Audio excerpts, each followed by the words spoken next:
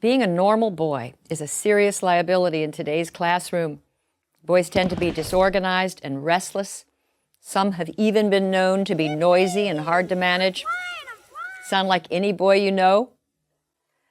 But increasingly, our schools have little patience for what only a couple of decades ago would have been described as boyishness.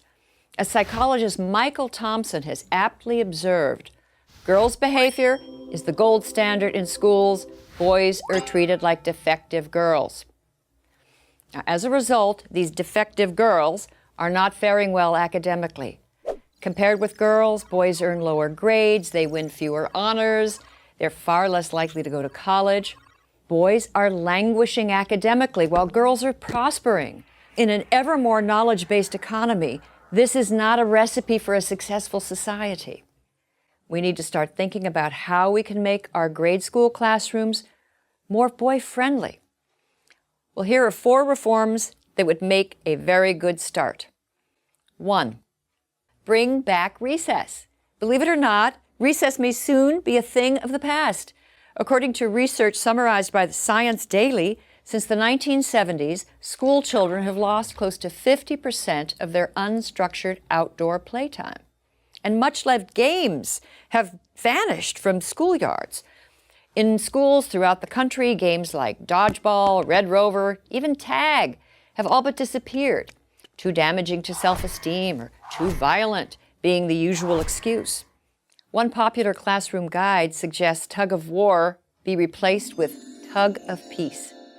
Boys need to work off their energy. They need to be free to play games they enjoy, and keeping them cooped up and inside all day will not help them learn. As our schools become more feeling-centered, more competition-free, more sedentary, they move further away from the needs of boys. We need to reverse the boy-averse trends. 2, zero out, zero tolerance.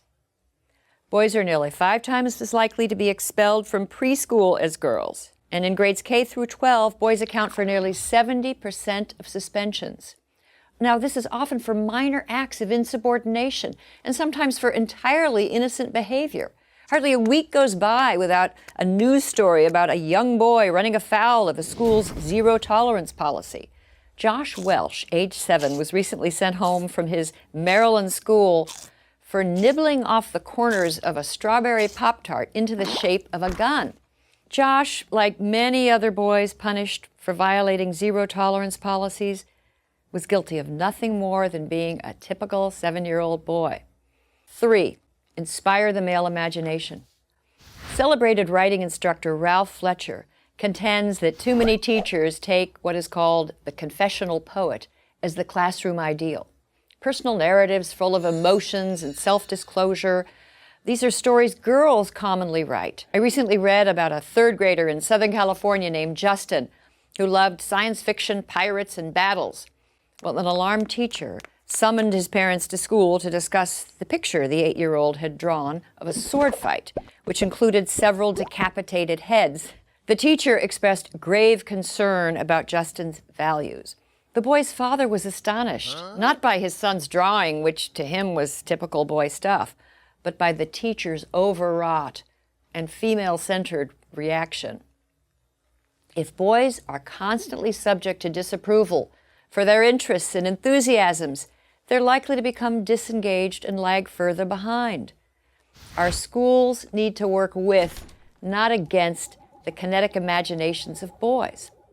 4, turn boys into readers. In all age groups, across all ethnic lines, boys score lower than girls on national reading tests. Good reading skills, need I say, are critical to academic and workplace success.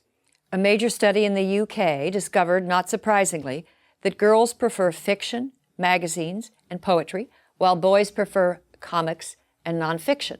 Boys whose eyes glaze over if forced to read Little House on the Prairie may be riveted by the Guinness Book of Records. Cool. Boys will read if given materials that interest them.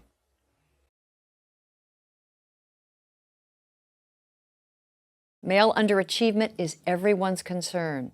These are our sons. These are the young men with whom our daughters will build a future. If boys are in trouble, so are we all.